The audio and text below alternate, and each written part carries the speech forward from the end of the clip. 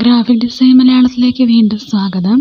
ഈ അധ്യായത്തിൽ നമ്മൾ ക്രിയേറ്റ് ചെയ്യാൻ പോകുന്നത് ഒരു പിക്ചറിൻ്റെ ബാക്ക്ഗ്രൗണ്ട് കട്ട് ചെയ്തിട്ട് അവിടെ ഒരു അബ്സ്ട്രാക്റ്റ് ബാക്ക്ഗ്രൗണ്ട് എങ്ങനെ ക്രിയേറ്റ് ചെയ്യാമെന്നാണ്.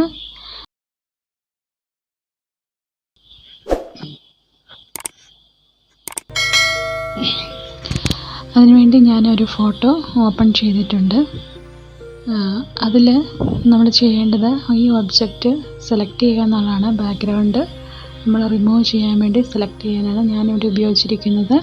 സെലക്ട് ആൻഡ് മാസ്ക് എന്ന് പറഞ്ഞ ഓപ്ഷനാണ്. നിങ്ങൾക്ക് സെലക്ട് ചെയ്യുന്ന ഏത് ടൂൾ ഉപയോഗിച്ചാലും കുഴപ്പമില്ല. പെൻ ടൂളോ ലാസോ ടൂളോ അല്ലെങ്കിൽ ഇതുപോലെ തന്നെ സെലക്ട് ആൻഡ് മാസ്ക് എന്നുള്ള ഓപ്ഷൻ ഉപയോഗിച്ച് നിങ്ങൾക്ക് ഈ ഇമേജ്, ഈ പെൺകുട്ടിയുടെ ഒരു പിക്ചർ നമുക്ക് സെലക്ട് ചെയ്തെടുക്കാം.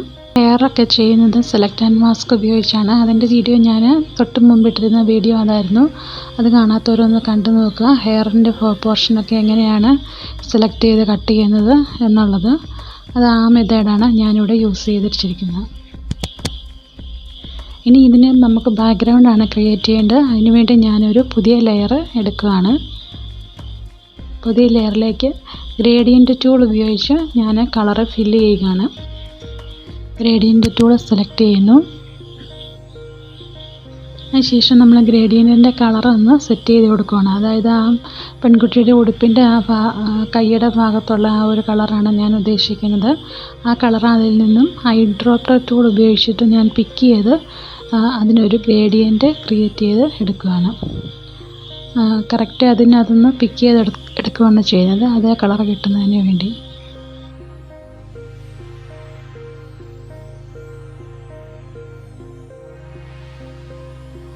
അതിനുശേഷം ലെയർ ഒന്ന് അഡ്ജസ്റ്റ് ചെയ്യുകയാണ്. മേളിലായിരുന്നു നമ്മൾ കൊടുത്തിരുന്ന ബാക്ക്ഗ്രൗണ്ട് ലെയർ വന്നത്. അത് താഴേക്ക് വലിച്ചിട്ട് ആ പെൺകുട്ടിയുടെ ഇമേജ് മേളിലേക്ക് എന്നുള്ള രീതിയിലേക്ക് കൊടുത്തിരിക്കുകയാണ്.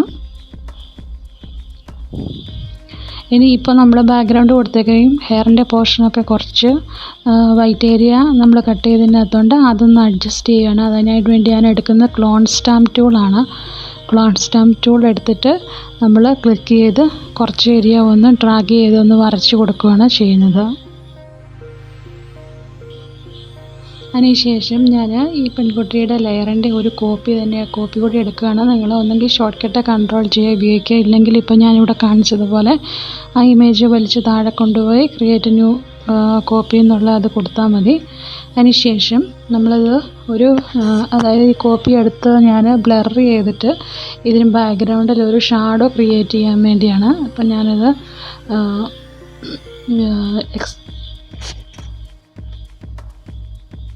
ഫിൽറ്ററിൻ്റെ അകത്തുനിന്ന് ബ്ലർ എന്നുള്ളതിനകത്ത് ബോക്സ് ബ്ലറാണ് സെലക്ട് ചെയ്ത് കൊടുക്കുന്നത്. അതിനുശേഷം നമ്മൾ ബ്ലർ ചെയ്ത് തൊട്ട് താഴത്തേക്ക് ലെയറിലേക്ക് കൊടുക്കുകയാണ്. കാരണം നിഴൽ അടിഭാഗത്തെന്ന് പറഞ്ഞാൽ അതുകൊണ്ട് നമ്മൾ താഴേക്ക് കൊടുത്തു. ഇപ്പം ഇതിൻ്റെ കളറ് വൈറ്റായിട്ടാണ് നിഴലിരിക്കുന്നത്. അത് മാറ്റാനായിട്ട് ഇമേജിനകത്തുനിന്ന് അഡ്ജസ്റ്റ്മെൻറ്റ്സിനകത്തുനിന്ന് കർവ് എടുക്കുന്നു. കർവ് എടുത്തതിന് ശേഷം നമ്മൾ അത് ഏറ്റവും താഴേക്ക് ആക്കി, അതായത് ബ്ലാക്ക് കളറിലേക്ക് വരുന്ന രീതിയിൽ നമ്മൾ അതിൻ്റെ കർവ് ഒന്ന് അഡ്ജസ്റ്റ് ചെയ്ത് കൊടുക്കുക. ഇതിനകത്ത് ചെയ്യുന്നത് പോലെ തന്നെ ഇപ്പം നമുക്ക് പ്രിവ്യൂ കാണാൻ പറ്റും. ബ്ലാക്ക് കളറുള്ള ഒരു നിഴലായിട്ട് അവിടെ വന്നിട്ടുണ്ട്.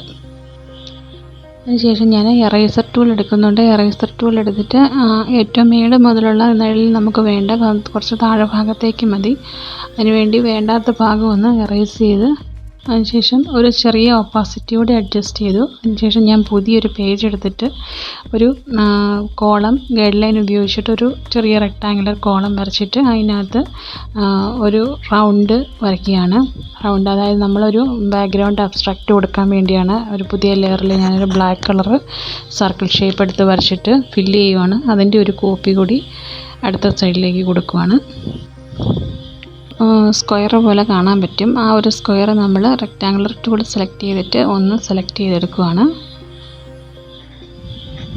റെക്റ്റാങ്കുലറാണ് എടുക്കേണ്ടത്, ഇപ്പോൾ എലിപ്സാണ് എടുക്കുന്നത്. റെക്റ്റാങ്കുലർ സെലക്ട് ചെയ്തിട്ട് ആ ഒരു സ്ക്വയർ ഏരിയയിലുള്ള ആ ഡോട്ടെല്ലാം കൂടി നമ്മളൊന്ന് സെലക്ട് ചെയ്യുന്നു. ശേഷം നമ്മളിതൊരു പാറ്റേൺ ആക്കുകയാണ്. പാറ്റേൺ ആക്കിയിട്ട് നമുക്ക് ബാക്ക്ഗ്രൗണ്ടിൽ കൊണ്ടുപോയി പ്ലേസ് ചെയ്യാൻ വേണ്ടിയാണ്. എഡിറ്റിനകത്തുനിന്ന് ഡിഫൈൻ പാറ്റേൺ എന്നുള്ള ഓപ്ഷൻ കൊടുക്കുന്നു. അവിടെ പേര് പോൾക്ക ഡോട്ട്സ് എന്ന് അടിച്ചു കൊടുക്കുക. അതിനുശേഷം നമ്മൾ ചെയ്തുകൊണ്ടിരുന്ന ആ പേജിൽ വരുന്നു. പേജിൽ വന്നിട്ട് ലെയർ പാലറ്റിൻ്റെ ബാക്ക്ഗ്രൗണ്ട് ലെയർ സെലക്ട് ചെയ്തതിന് ശേഷം അഡ്ജസ്റ്റ്മെൻറ്റ്സ് ഒക്കെ എടുക്കുന്നതിനകത്ത് നമുക്ക് പാറ്റേൺ എന്ന് പറയുന്ന ഓപ്ഷൻ ഉണ്ട്. ആ പാറ്റേൺ എടുക്കുമ്പോൾ നമ്മൾ ചെയ്ത ആ പാറ്റേൺ ഇവിടെ ഇങ്ങനെ ഓപ്പൺ ആയിട്ട് വരുന്നതാണ്. അപ്പോൾ നമ്മുടെ ബാക്ക്ഗ്രൗണ്ടായിട്ട് അത് ഫില്ലായിട്ട് വന്നിട്ടുണ്ട്. അതിൽ 100% ആണ് കിടക്കുന്നത്. അത് അങ്ങോട്ടും ഇങ്ങോട്ടും ഒക്കെ ചേഞ്ച് ചെയ്ത് നോക്കുക. ഈ ഡോട്ട്സിൻ്റെ വലിപ്പം കൂടുകയും കുറയുകയൊക്കെ ചെയ്യുന്നുണ്ട്. നമുക്ക് ഏതാണോ ബാക്ക്ഗ്രൗണ്ട് വേണ്ടത് അതനുസരിച്ച് കൊടുക്കുക.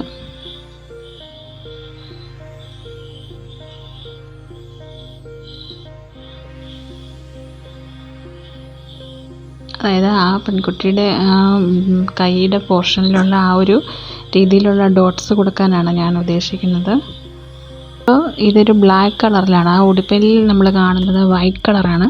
അപ്പോൾ നമ്മളിതിന് ഇത് വൈറ്റിലേക്ക് ചെയ്യണം. വൈറ്റിലേക്ക് ചെയ്യാനായിട്ട് വീണ്ടും നമ്മൾ ആ ലെയറിൽ തന്നെ സെലക്ട് ചെയ്തതിന് ശേഷം സോളിഡ് കളർ ഫില്ല് ചെയ്യുകയാണ്. സോളിഡ് കളർ ലെയർ പാലറ്റിൽ നിന്ന് തന്നെ സോളിഡ് കളർ ഫില്ല് ചെയ്യുകയാണ്. അത് വൈറ്റ് കളർ വേണം കൊടുക്കാൻ. ഇപ്പം ബ്ലാക്ക് ആണ് കാണുന്നത്. നമ്മൾ വൈറ്റ് കളർ സെലക്ട് ചെയ്തിട്ട് ഓക്കെ കൊടുക്കുക.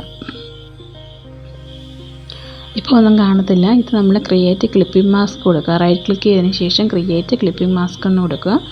ഇപ്പോൾ നമുക്കത് വൈറ്റ് കളറിലേക്ക് മാറിയിട്ടുണ്ട്.